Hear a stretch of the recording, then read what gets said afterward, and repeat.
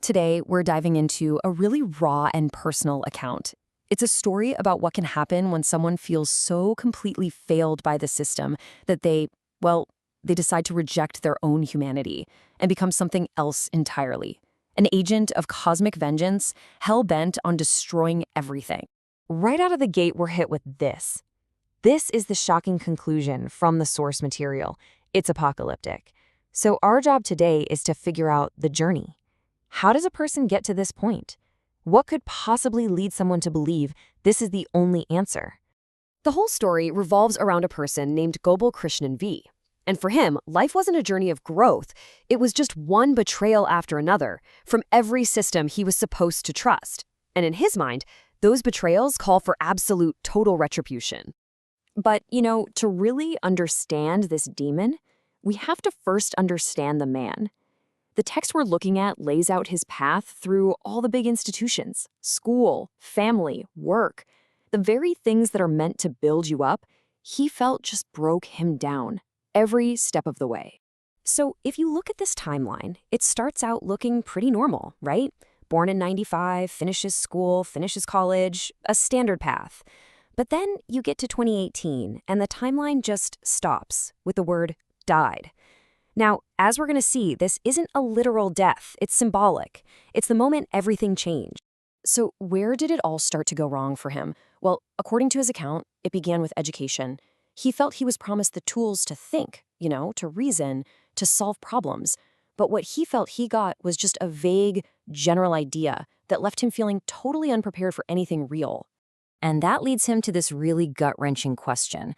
You could just feel the frustration here. All those years, all that struggle, for what? He felt like he invested his life into a system that gave him absolutely nothing back in return, and he was left wondering what the point of it all was. Okay, so school was a bust for him. What about work? Well, that didn't go much better. After college, his career was incredibly short-lived, just 1 year. It wasn't the purpose he was looking for. It just became another major grievance on his list. And this quote, wow. It tells you everything you need to know about how he saw the professional world. For him, it wasn't a career ladder. It was exploitation, a master and slave system where he felt he was just another cog in a machine, making rich people richer. So you can feel all this building up, right? This resentment from school, from his job. It's all just simmering under the surface.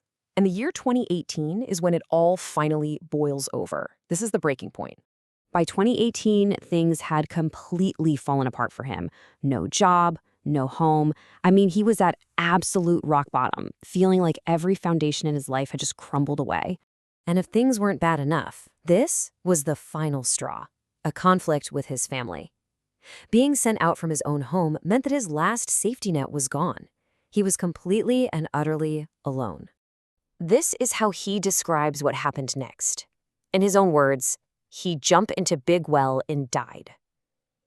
Now, in his telling of the story, this is way more than an attempt on his life. This is the moment the man he was ceased to exist. He died so that something else could be born. And from the ashes of that symbolic death, a new persona emerges. He calls it the demon. And this demon wasn't born from nothing. It was born from all his anger and all his despair. And it has a very specific and, frankly, a terrifying mission. So let's be really clear about what he means by demon's justice. This has nothing to do with balance or fairness. This is about pure, total vengeance against every person and every institution that he blames for his suffering. And just look at this list of targets. It's everyone. His own family, relatives, teachers, his old job, even the government. He is systematically condemning every single pillar that was supposed to support his life. Nothing is spared. And the plan he lays out is, it's methodical and it's horrifying. It starts personal, right?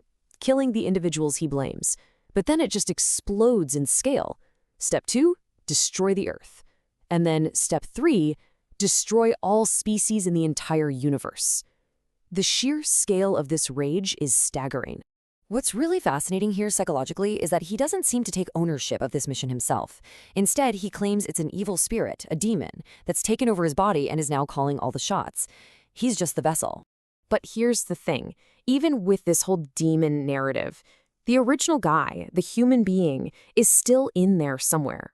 The old pain, the old questions, they keep bubbling up to the surface. Like this one, why I struggle. And this one, too. He's still wrestling with that feeling of being exploited. That deep-seated anger about the master and slave system, it's still there, and it's clearly what's fueling this whole violent identity. And then there's this question.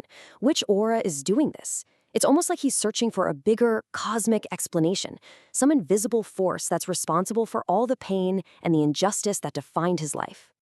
And that really brings us to the core of this whole account, this profound, tragic sense of a life just wasted.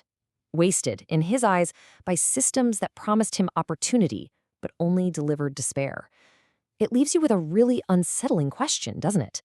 When a person feels that every single part of society has failed them, what kind of justice do they end up seeking for themselves?